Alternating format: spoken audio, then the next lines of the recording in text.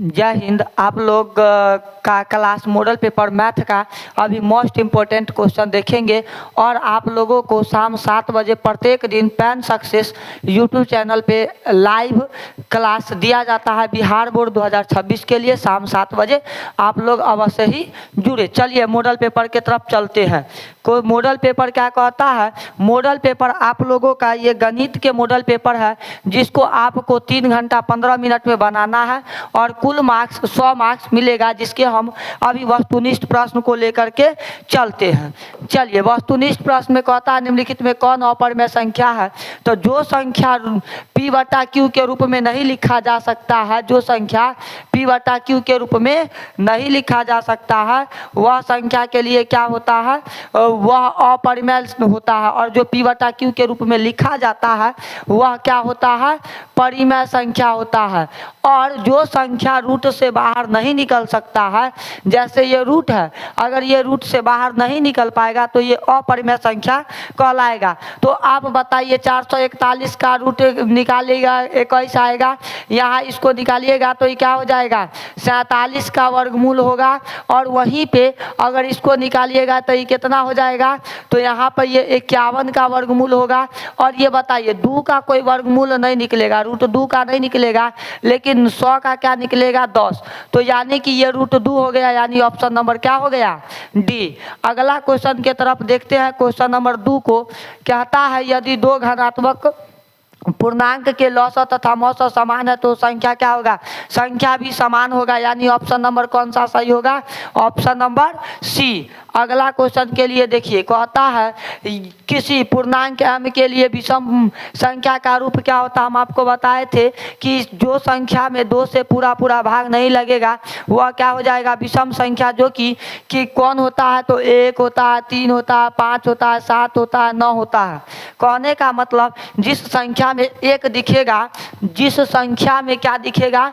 1 दिखेगा, उस संख्या को या 3 दिखे या 5 दिखे, 7 दिखे, 9 दिखे, कोई भी विषम संख्या बढ़ते चला जाएगा तो ये क्या हो जाएगा? जहाँ पे दिखेगा वह सब विषम होगा। ये आपको 6m कोई काम का नहीं है। m+1 ये भी कोई काम का नहीं। 6m ये सम संख्या के लिए होगा। वहीं पर देखिए 6m+1 ये आपका विषम संख्या होगा। अगला क्वेश्चन देखते हैं, 5 नंबर क्वेश्चन। देखिए क्या था? क्या 5 नंबर क्वेश्चन कि यदि a बराबर 3 के पावर 2 गुने 5 और b बराबर 3 गुने 5 के पावर 2 गुने 7 के पावर p, c बराबर 3 के पावर 4 गुने 7 के पावर 3 तथा लॉसा abc है, ठीक है? तो उसके जो है 3 के पावर 4 गुने 5 के पावर 2 और 7 के पावर 4। ध्यान से समझिए, जिसका अधिकतम घात होगा ना, ये लॉसा के बराबर कीजिए, जो कट गया कट जाएगा, जो बच जाएगा वही उसका p का मान हो जाएगा। जैसे कि यहाँ देखिए ये 3 के पावर क्या है? तो 3 के पावर अगर आप देखते हैं यहाँ 3 के पावर 2 है और यहाँ 3 के पावर 1 है और 3 के पावर 4 है, तो सबसे बड़ा कौन है? 3 के पावर 4। तो हम 3 के पावर 4 ले लिए, गुना दे दिए। अब यहाँ पर 5 के पावर 1 है, यहाँ 5 के पावर 2 है, यहाँ कुछ है ही नहीं, तो यहाँ पे हम 5 के पावर 2 लेंगे। और यहाँ देखिए इसमें 7 नहीं है, इसमें 7 के पावर p है, इसके पावर 7 के पावर 3 है, तो यहाँ 7 के पावर p लेंगे। और बराबर में क्या लेंगे? तो यहाँ देखिए 3 के पावर 4 हो गया। और ये देखिए लॉस, ये हम क्या निकाले हैं? तो लॉस निकाले हैं अभाज्य गुणनखंड विधि से। और यहाँ पर आपको 3 के पावर 4 गुने 5 के पावर 2, अगर ये अभाज्य गुणनखंड लॉसों से नहीं निकालने आएगा तो आप हमारे पिछले वीडियो में जा करके देखिएगा, समझ में आ जाएगा। और यहाँ पे 7 के पावर 4 देखिए, ये आपको 3 के पावर 4 खत्म हो गया, ये 5 के पावर 2 खत्म हो गया, यानी 7 आ गया, तब p के पावर 4, यानी p बराबर कितना आएगा? तो 4 आएगा, यानी ऑप्शन नंबर डी सही हो जाएगा। अगला क्वेश्चन के तरफ चलते हैं। कहता क्या है अगला क्वेश्चन कि घन की 81 का परिमेयकारी गुणक होगा, यानी कि रूट जो है घन में जो 81 है इसको कितना से गुना करे कि यह एक सही जो है संख्या प्राप्त हो जाए। तो देखिए इसका जो मतलब है, यानी कि ये 3 81 का मतलब है कि 3 गो का जोड़ा, रूट के अंदर जो संख्या रहेगा वो 3 गो के जोड़ा। 81 को तोड़ते हैं, अगर हम 3 से तोड़ते हैं तो 27, अगर हम 3 से तोड़ते हैं तो ये 9, 3 से तोड़ते हैं तो 3, यानी कि 4 गो 3, 1 2 3 और 4। अब इसको बताइए 3 गो में तो एक बाहर निकल जाएगा, लेकिन एक को नहीं निकल पाएगा, तो इसके लिए कितने और 3 की आवश्यकता होगी? तो और 3 जो है 2 और 3 की आवश्यकता होगी। कितने 3 की? तो और 2 3 की आवश्यकता होगी, यानी कि ये हो जाएगा 3 तिया 9, यानी कि घन 9 से हम गुना कर दे तो हमारा ये क्या हो जाएगा? परमयकारी गुणक हो जाएगा, यानी कि ऑप्शन नंबर सी सही होगा। अगला क्वेश्चन के तरफ चलते हैं। देखिए कहता क्या है, 36 54 और 90 जो है 36 है x के पावर 5 y के पावर 2, 54 x के पावर 4 y क्यूब और 90 x के पावर 6 y के पावर 4 का मौसा क्या होगा? तो सभी में सबसे न्यूनतम घात वाली संख्या लेंगे। 36 54 और 90 को तोड़ देते हैं। 36 54 और 90 को तोड़ते हैं तो यहाँ पे ये 36 हो गया, यहाँ पर ये 36 और ये 54 और ये 90। 36 को तोड़ते हैं 2 तिया 6, 6 तिरिक 18, 18 दूना 36। अब यहाँ 54 को तोड़ते हैं 2 गुने 3 गुने 3 गुने 3, 3 तिया 9 तिया 27 दूना 54। यहाँ 2 तिया 6, 6 तिरिक 18, 18 पंचे 90। यानी कहने का मतलब क्या हो गया? 2 के पावर 2 और 3 के पावर 2, और यहाँ पर क्या हो जाएगा? तो 2 के पावर यहाँ पर क्या हो जाएगा? 1 और 3 के पावर क्या हो जाएगा? 2। और यहाँ देखिए 2 के पावर क्या हो जाएगा? 1 और 3 के पावर क्या हो जाएगा? 2 और 5 के पावर क्या हो जाएगा? 1। बताइए इसमें 5 नहीं है तो क्या करेंगे? 5 के पावर 0। यहाँ भी 5 नहीं है तो 5 के पावर 0। सभी में समान संख्या आ गया, तो इस सभी में न्यूनतम घात वाली जो संख्या होगी उसको लाइए। तो न्यूनतम घात वाली जो संख्या उसको लाएंगे तो यहाँ देखिए ये 2 के पावर क्या हो जाएगा? 1, और यहाँ ये दोनों में बताइए क्या है? तो 3 के पावर यहाँ पे 3 होगा, तो यहाँ 3 के पावर 2, और यहाँ पर जो है 5 के पावर क्या हो जाएगा? 0। अब यहाँ पर हमारे पास जो है ये हमारे पास बाद में उठा लेंगे, तो 2 गुने 3 तिया है 9 गुने 1, यानी कि 9 दूना 18। अब बताइए इसमें x के पावर 5 है, यहाँ x के पावर 4 है, यहाँ x के पावर 6 है, तो इसमें सबसे छोटा कौन हो गया? तो x के पावर 4। अब यहाँ पे क्या आ गया? y स्क्वायर y क्यों है? y के पावर 4, यानी कहने का मतलब y स्क्वायर छोटा हो गया, तो ये हमारे पास क्या आ गया? 18 x के पावर 4 y स्क्वायर, यानी ऑप्शन नंबर कौन सही हो गया? ए। आई होप आप लोगों को समझ में जरूर आया होगा। अब 8 नंबर क्वेश्चन के तरफ देखते हैं।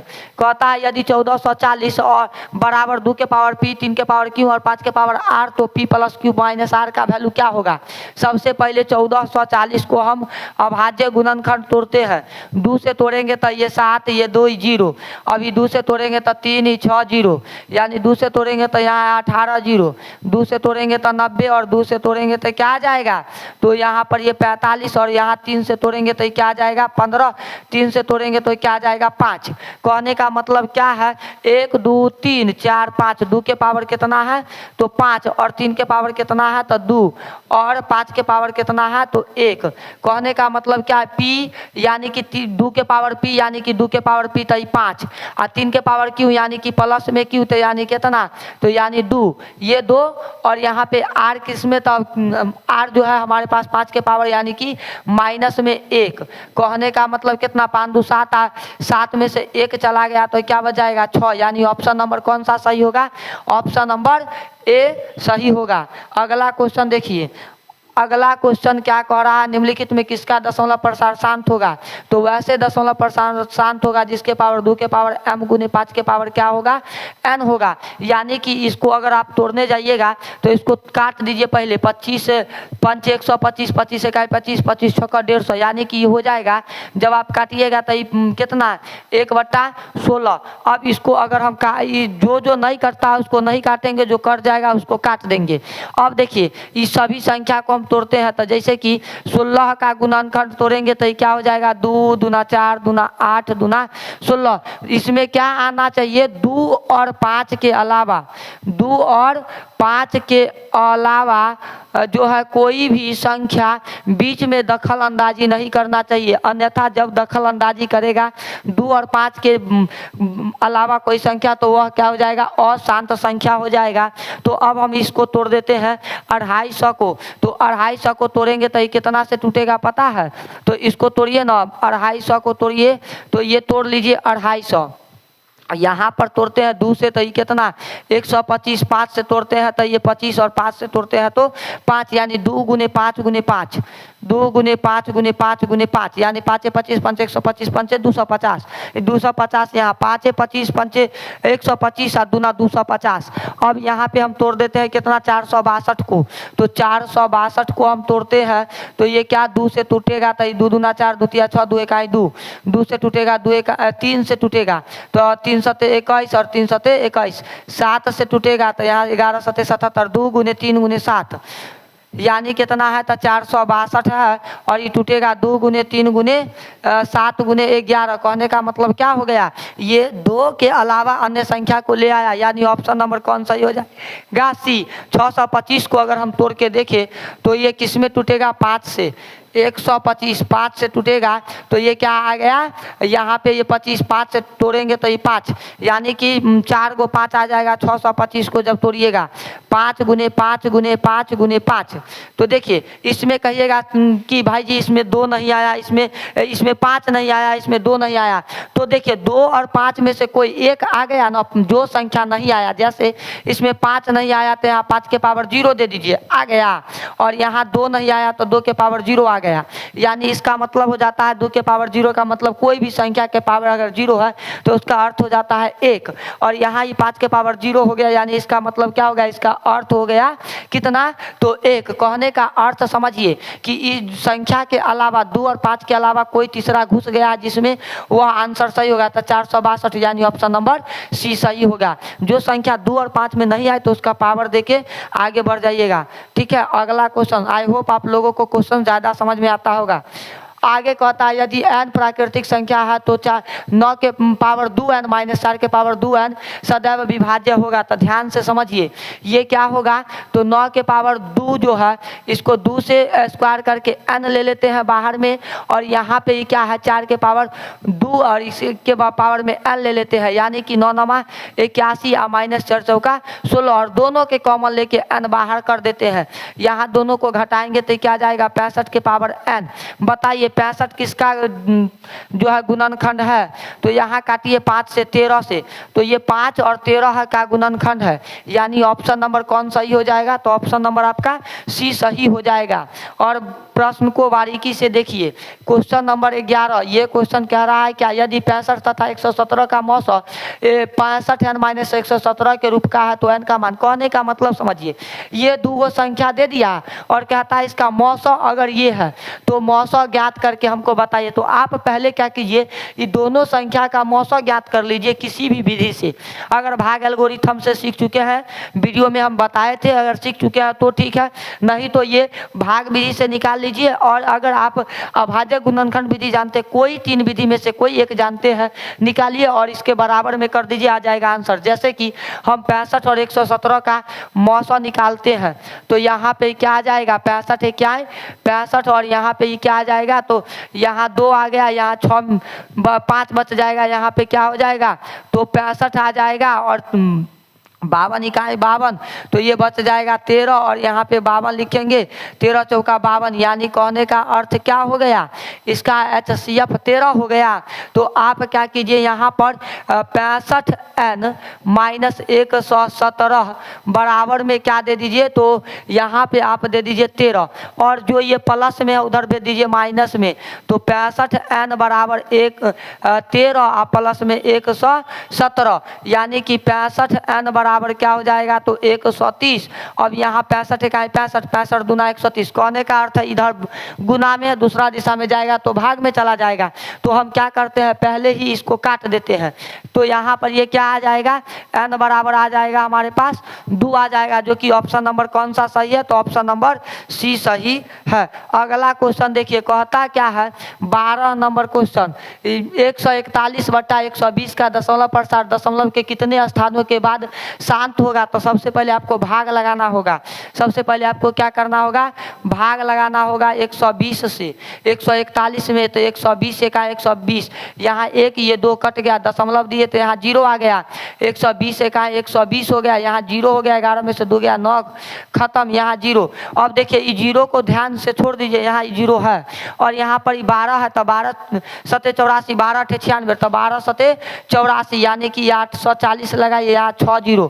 अब यहाँ ये 0 मिलेगा फ्री में आपको तो 12 पंचे 60 यानी कि आपको क्या आ गया, 12 पंचे 60 यानी कि 600 आ गया। 120 पंचे 600 यानी कि 1.75 यानी 3 अंक के बाद दशमलव आएगा। कितने अंकों के बाद दशमलव आएगा, 3 अंकों के बाद दशमलव आएगा। अगला क्वेश्चन देखिए 13 नंबर।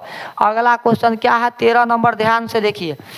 यदि पी एक्स क्यू एक्स का मॉस 6n-9 हो तो पी एक्स और क्यू एक्स हो सकता है। ध्यान से समझिए, जो संख्या दिया रहता है वह संख्या कभी भी आपको वह गुणनखंड में नहीं पूरना चाहिए।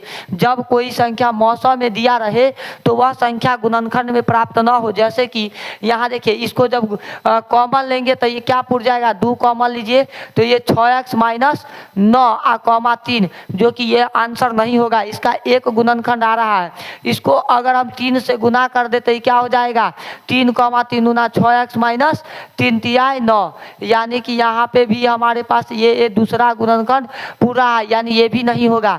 अब देखिए इसको गुना कीजिए तो 3 गुना 6x और माइनस क्या हो जाएगा तो 3 तिहाई 9 यानी कहने का मतलब ये भी गुणनखंड नहीं होगा। अब इसका a + b a - b का होल स्क्वायर तोड़िए तब गुना कीजिए। 2 दूना 4x² प्लस में 3 तिया 9 और माइनस में 3 दूना 6 दूना 12x। अब इसको जब गुना कीजिएगा या कॉमन लीजिएगा क्या आप पूरा पाइएगा, नहीं। इसको भी देख लीजिए ना, 6 दूना 12x और माइनस में क्या तो 3 तिहाई 9। तो बताइए 12x - 9 जो कि यहाँ पे 6x - 9 पूरना चाहिए, अर्थात इसका ऑप्शन नंबर कौन सही हो जाएगा, डी। आप लोगों को समझ में आ रहा होगा क्वेश्चन। अगला देखिए क्वेश्चन क्या कह रहा है, निम्नलिखित में कौन बीजीय व्यंजक का बहुपद नहीं है। देखिए बहुपद नहीं होने के लिए कोई भी संख्या अगर मान लेते हैं रूट में है, मान लेते हैं कि x रूट में है, या किसी का पावर मान लेते हैं बट्टा में है, या कोई संख्या का पावर अगर ऋणात्मक है, या कोई संख्या मान लेते हैं बट्टा में है, तो क्या हो जाएगा कि यह बहुपद नहीं होगा। ये 4 स्थितियां हैं जिसमें बहुपद नहीं होता है। तो आपको करना क्या है कि सभी को चेक करना है। तो इसमें तो कोई ऐसा है नहीं तो ये बहुपद है। देखिए इसमें कह रहा है कि बट्टा में नहीं जाने के लिए है, लेकिन ये बहुपद है कि नहीं भाग लगा के चेक करेंगे। अब यहाँ देखिए ये रूट के अंदर है तो ये मतलब ये बहुपद नहीं है। अब ये क्या है तो भाग लगा करके चेक करेंगे। जब बट्टा में रहता है तो भाग लगा करके चेक कर लीजिएगा। अगर भाग सही आ गया, भागफल नीचे पूरा शेषफल 0 0 हो जाएगा तो वह क्या हो जाएगा, बहुपद होगा। और 0 0 नहीं होगा तो वह बहुपद नहीं होगा। तो अब आप यहाँ पर देखिए हम भाग लगाते हैं किसको, तो y² से y² + 1 से भाग लगाते हैं किसमें, तो ध्यान से देखिए आपको जो है क्या है y³ क्या है y³ और प्लस में 15 y² और प्लस में y और प्लस में 15। आपको क्वेश्चन दिख रहा है तो यहाँ पे आप लगाइए कितना से, y से, तो ये क्या हो जाएगा y³ और ये प्लस में क्या होगा y। देखिए यहाँ पे 1 रहता, 1 से गुना के तो y हो गया, अतः हम y² के स्थान को छोड़ दिए, प्लस से माइनस प्लस से माइनस ये दोनों खत्म हो गया, प्लस में 15 y² और माइनस प्लस माइनस खत्म, प्लस में 15। अब देखिए यहाँ y² है तो कहने का मतलब 15 से गुना कीजिए तो ये 15 हो जाएगा, यानी कहने का मतलब क्या हो जाएगा 15 y² प्लस में 15 यानी प्लस से माइनस खत्म, यानी 0 बच गया ना। तो ये बहुपद है, y + 15 बचा जो कि बहुपद है। अब हम क्या करते हैं y + 1 से भाग लगाते हैं आपको किस में, तो y³ प्लस में 3y² और प्लस में 3y और प्लस में 1। अब देखिए y क्यों पुराना है, यहाँ कितना है तो 1, भाग समझिए यहाँ 3 पुराना है, यहाँ 1 है। तो अगर आप यहाँ y के पावर 2 देते हैं तो इस भाग में जुटता है, पावर भाग में जुटता है और गुना में पावर घटता है। तो यहाँ दोनों को क्या करते हैं 2 और 1 3 हो जाता है, तो यानी कि y³ और प्लस में 1 को y² से गुना करेंगे y² होगा, प्लस से माइनस ये दोनों खत्म, तो यहाँ पे क्या बचा 2y² और प्लस में क्या होगा 3y।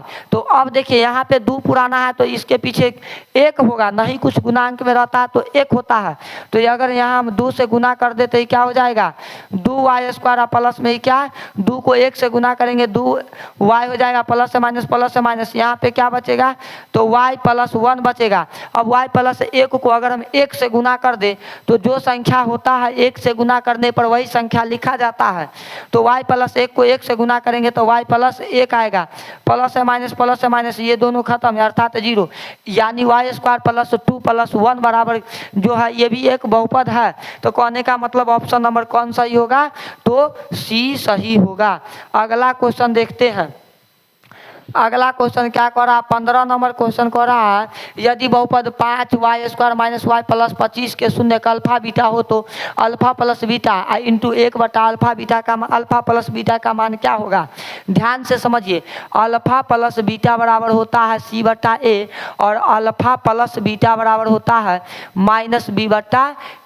यानी कहने का अर्थ समझ रहे हैं, कहने का अर्थ ये है कि आपको सी देखिए y² के गुणांक को आप a कहिएगा, y के गुणांक को आप b कहिएगा और अचर पद को आप क्या कहिएगा तो c कहिएगा, अचर पद को आप क्या कहिएगा c कहिएगा। ध्यान से समझिए अब यहाँ पर यानी कि c/a यानी कि 25 कितना तो 5 गुने अब कितना तो देखिए 1/अल्फा + बीटा यानी कहने का मतलब 1 और ये माइनस में 1 होगा और फार्मूला वाला -1 मिलके प्लस 1 क्या हो जाएगा 5। ये दोनों को काट दीजिए तो क्या हो जाएगा आपको 5 × 5 तो यानी कि 5 गुने। अब देखिए एक फार्मूला याद रखिएगा, ये जब नीचा में कुछ न दिया रहे तो 1 ऊपर वाला जो है नीचे वाला से गुना होगा तब ये क्या हो जाएगा तो यहाँ पर ये 5 आ जाएगा और 1 जो है 1 से गुना होगा तो यानी कि यहाँ पे क्या हो जाएगा 5 × 25 यानी कि घनात्मक में क्या हो जाएगा 25। ऑप्शन नंबर कौन सही है तो ऑप्शन नंबर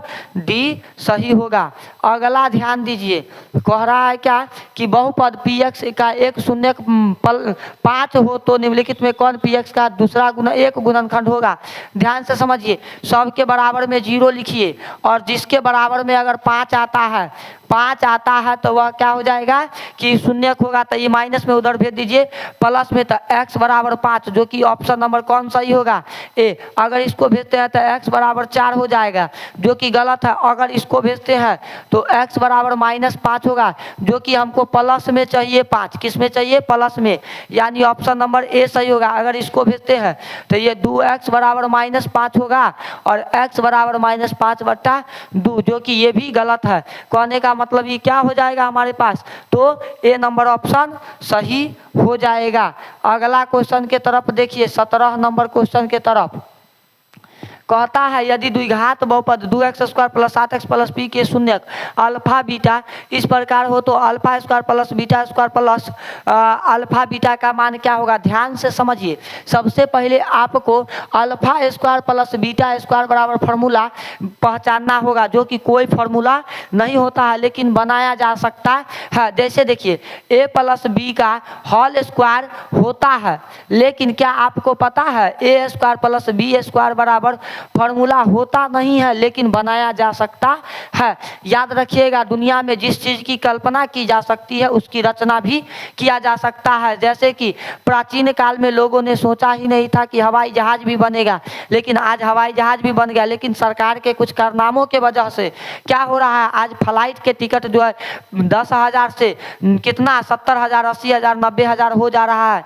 ये हमारे देश के दुर्भाग्य है। तो अब आगे की ओर देखते हैं, लेकिन क्या करेंगे, सभी विपक्ष के साथ भी वैसा ही हाल है कि उनके पास कोई अच्छे लीडर्स नहीं है। तो ध्यान दीजिए, यहाँ पे ये फार्मूला आपको क्या बना के दिया जा सकता है a² + b² प्लस में 2ab। तो देखिए अगर इसको हम बराबर के इसी साइड छोड़ दे, प्लस को हम इधर माइनस में छोड़ दे तो ये क्या बनेगा a + b का होल स्क्वायर और -2ab। कहने का मतलब समझे, अगर ये लाइन नहीं समझ में आया तो इसी को हम बना करके देते हैं।